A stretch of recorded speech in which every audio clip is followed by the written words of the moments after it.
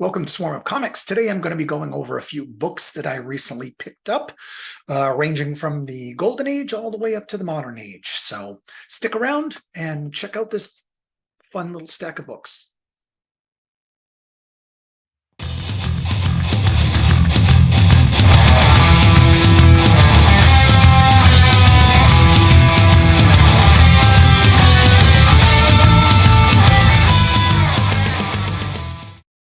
Welcome to Swarm of Comics. I'm Randy, your handsome and humble host, as usual. No co-host with me today, whichever side he was on. But hopefully my brother Bill will be joining us again. If you haven't watched that video, go look for the one with two people in the thumbnail instead of just one. So today I'm just going to do a short video. It's a few books that I've picked up, and I pick up books in all different places. You know, I'm adding books to my collection. I'm adding them as books that I'm interested in, books that I want to invest in, books to display, like behind me. And I get them from all different places. I get them from online auction places like eBay. I get them from comic auction sites like Hip Auctions or Heritage Auctions. I also get them at local comic stores. I have my local comic store that I go into and pick up my regular books.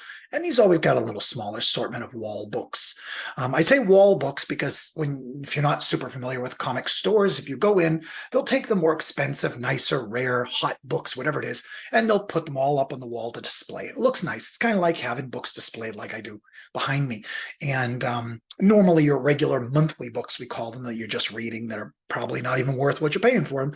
They just go on shelves that you pick up, or they have a subscription. They put the books aside for you so you make sure you don't miss any issues. But anyway, when I say wall books, that's what a wall book is. Just in case my auntie is watching this out of curiosity and she doesn't know what a wall book is. Also, there's another great store called Little Giant Comics. They're in Salem, New Hampshire, and they're moving down to Lawrence, Massachusetts in January. They have an excellent selection of collectibles, all types of collectibles, not just comic books, but they definitely have one of the most amazing walls of comic books in any store around that I've been to for wall books.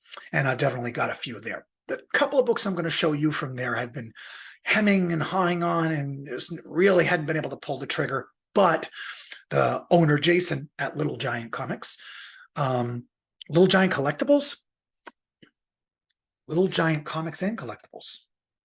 All right, well, so it was both. But he gave me a great deal on these.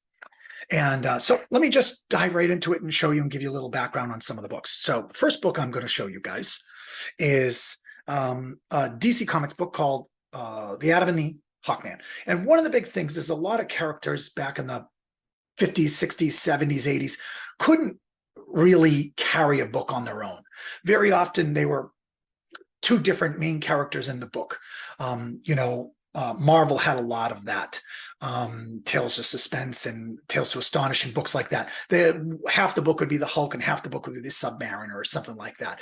The books just weren't as popular as somebody like a SpiderMan or something like that. So this was the Atom and the Hawkman. And they feature Hawkman on the cover here with the Gentleman Ghost, one of his old-timey villains from like the 1940s. Kind of an interesting story, kind of a cool, I don't know if it's going to be blurry or zoom in or whatever, but this is a Joe Kubert cover, who had the Joe Kubert School of Comic Books, and I think his sons still draw, and this is just an excellent cover from him. I really just loved this cover. Can't say I'm a huge Atom or Hawkman fan, although I did do a feature about Hawkman's story, Hawkworld from the 1980s. I did love this cover. And there's another, either the issue before this or the issue after it, that I want to pick up as well.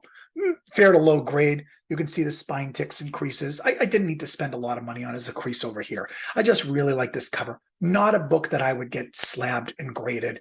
I just really liked it a lot. The Gentleman Ghost, kind of interesting. Back in the 1940s, they weren't sure whether he was a real ghost or somebody using projections and gadgets and stuff like that. And even into the 1960s when they brought him back, I think this was 1969, there was suspicions they found like his projector in the tower with Big Ben in London, because actually the plotline story is kind of silly. They've been hearing about some robberies happening in London, so they got on a plane and they flew to London to try and catch the Gentleman Ghost. And maybe London doesn't have any superheroes or cops or anything like that, but that's the story of the gentleman ghost. And when they finally defeat him and he gets away, they find a projector. But once Crisis on Infinite Earths happened in 1985, they decided Gentleman Ghost is a real ghost going forward. But back then, he was kind of just like, was trickery. I guess sort of like Mysterio from Spider-Man. So that is the first book, Hawkman and Adam, number 43. All right, next book here is a nostalgia book for me. I never had it. I'm not even sure I knew it existed when I was a kid, but I certainly love the show. And that is Battlestar Galactica. It came out in 1978, right after Star Wars came out. The networks, I think it was Glenn Larson, decided, hey, we want to capitalize on this Star Wars trend. Let's make a TV show similar to that. I think it only lasted one real season, came back in 1980 with an absolute shitty season called Battlestar Galactica 1980. But we loved this. It was absolutely fantastic. We loved it when we were kids. I've never had an issue of the comic book in all my years of collecting, so I picked this up. It's in okay shape. I wouldn't say it's worth grading. You know, it's much like, you know, that Shogun Warriors I showed you before, or a Micronauts #1. Really cool, awesome nostalgia stuff, but not really worth a lot, not worth grading. But I got this at Comically Speaking in Reading, Mass, when they were having their huge sale before Christmas. I was there on 50% off day. They've been pretty wiped out with inventory by the time they did 30% off for a couple of days, 40% off, and then 50%. I couldn't get there till 50%, but I think I got this for $6 or something like that. But anyway, I love this book. Not sure I'll get it slabbed and graded, but I might, just because I might want to enjoy it that way. So Battlestar Galactica, second book there. Also, while I was at the Comically Speaking in Reading, they had this, which was Batman the Dark Knight, which I probably haven't owned the actual issues since the 1980s. They probably got sold when I sold off most of my collection. And now I'm kind of doing that thing where I rebuy them. Now, I'm not criticizing anybody or anything like that, but this is not a $200 raw book. It looks in beautiful shape, but if you open it, it's not in beautiful shape. Plus, with their sale, I think I ended up getting it for like $40, which is probably about what it was worth anyway, but they had it and I wanted to support them. And it's an absolutely iconic book. And I love this. So I'm going to keep the $200 price tag on there in case I resell it. Not a book worth slabbing. It's not in that good of shape. It's a good book to actually read. So you comic people will know that Batman the Dark Knight Returns. I don't need to tell you about that, but if you are not familiar with it, go read up on it. And it's definitely parts of this been used in the movies and so forth. Batman movies. That was from 1986, I think. All right, next book here. I picked this up because I'm not a huge Avengers collector, but I like some key books here and there. I like some nice covers and stuff, and this is an absolutely fantastic cover here. This was Avengers versus the X-Men. I think it started in X-Men 45. Somebody can check my facts on that. I didn't bother doing it. And this is like a two-part story. And of course, it's Magneto. Shock, it's Magneto that started all the trouble, pitting them against each other. And then they turn the tides on Magneto and defeat him. But this book is in really good condition. This is from my local comic shop. He had it for $45. I probably got it for 30 or something like that. You know, he gives me a good discount. I've been going there a long time. I buy a lot of books, but this is an excellent book in excellent condition. So Avengers number 53. So excellent book. Hope you guys love that. If you love that cover or you love any of these books, make sure you go pick them up. Go check them out. All right, next book here is surprisingly a book. I don't know how I didn't own this, but now I do.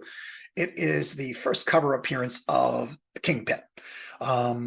Amazing Spider-Man number 51, 1960 something. And Kingpin's about to take over the city. He thinks Spider-Man's down for the count, and he wants to put out a hit on J. Jonah Jameson because he's getting bad press. He doesn't like the media. He doesn't trust the media. They're giving him bad press, and they're making up stories about him. Where have you heard that before? And but this is in pretty decent shape. Couple little bit of spine stuff, spine wear. I mean, it's from the 1960s. He had this up on his wall as a wall book for $85, which I thought was a pretty good deal, but I probably picked it up for about $70 or something like that. So this is a book that I'll definitely get slabbed. I will also definitely slab the Avengers. That was me pausing for a thumbnail later. I need a green screen behind me because trying to cut myself out for the thumbnail with all this crap behind me is a pain in the butt. But we'll do this again. You guys do it with me. Ready? Everybody smile. There we go. Let me look at the camera. All right. Enough silliness here. Moving on to the two books that I picked up recently at Little Giant Comics and Collectibles. Moving down to Lawrence, Mass. Also does a big comic convention in April. Actually, I think that's mentioned on here. Maybe not, but up in Concord, New Hampshire. This is a big convention, I think April 13th or something like that. Great convention, not a ton of things, not comics. It's just comics, comic dealers, comic artists and writers there doing signings, local comic collectors, and comic artists and writers and stuff like that. So it's a great show. I went for the first time last year and they're doing it again. I can't wait to go. So first book I'm going to pick up. I've been eyeing this in the store for a long time. This is Captain Midnight. This is from 1946. This is issue number 43. And Captain Midnight started in the 1930s on the radio as a World War II pilot, and ended up in doing some, I think they did some films, and they also did comic strips, and they did this comic. This comic really doesn't have much to do with the radio program. That was a World War II fighter pilot, and that started in 1938 before we were part of World War II. And funny enough, very interesting story. If you look this up, the Captain Midnight radio show actually foreshadowed and sort of alluded to the attack on Pearl Harbor before it happened. And excuse me. And but the comic book's more of a superhero thing. It started more as a pilot, but then became more of a superhero with gadgets and guns and things like that. Pretty violent stuff, but just look at this cover. Look how amazing this is. I'm going to get this definitely slabbed. This is from 1946. You got to do it. This is pretty high grade for the era. I'm going to guess this is a 6. If I can get a 6 on this in a couple of months, 3-4 months, if I can get this grade and it comes back, we'll remember this. I'll try and cut this clip out of there. But anyway, Captain Midnight. I have another Captain Midnight book that I think I've showed you guys in in a video. If not, I'm going to include it in a future one. Maybe I bought that slabbed. Anyway, that was a great pickup. Got it at a really good price, really good discount. It's always good to work deals on stuff when you get in there. You know, you got to recognize stores and, collectors and sellers have to resell stuff. They have to make money, but, there's always a middle ground somewhere. And I got a really good deal on that. So Captain Midnight. Last book is definitely going to be graded. It's not super high grade, but it is cool. And it's going to go into one of I keep saying this in different videos. I'm going to do a feature of all covers that have webs on them. I don't know why I've suddenly started collecting comics with webs on them. And this is a great book right here, The Purple Claw. This only lasted 3 issues. This was from 1950s, pre-code horror. You see no Comics Code Authority on there. And this is Dr. Weir. And he's got a purple glove that gives him magic powers. And this is Arachnia, and she steals his purple glove. And it all sounds pretty weird. No wonder it only lasted 3 issues. But look at that cover. The funny thing is that out of the 3 issues, I really don't like the covers on the other 2. This is just magnificent. I keep looking at you. So you see me not looking at the camera. I'm looking in my computer screen at the comic because I love this so much. Let me look at it here. My guess this is going to come at about a 3. I know it looks really good, but it's definitely kind of beat up. So that's my prediction. I've never done predictions for books beforehand. I think that Captain Midnight's going to be a 6, and I think this is going to be a 3. Anything over that, and I'm not doing that thing where I hedge my bets, and I really think it's going to be a 4, but I don't want to look like an idiot when that gets graded. I really do think it's probably a 3.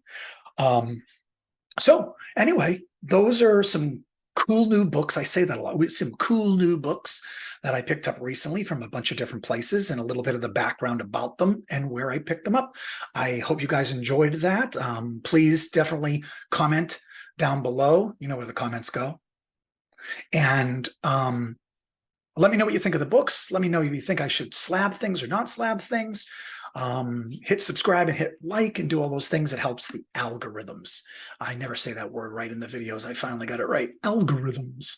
And I'm not even sure what they are, but apparently they help me get more views. So I appreciate everybody who's joined me for these videos so far. I appreciate you commenting and liking and subscribing. I can't believe how many people have watched these videos so far, but I'm having fun with them, and I hope you guys are having fun with them too. So until next time, I'm Randy at Swarm of Comics.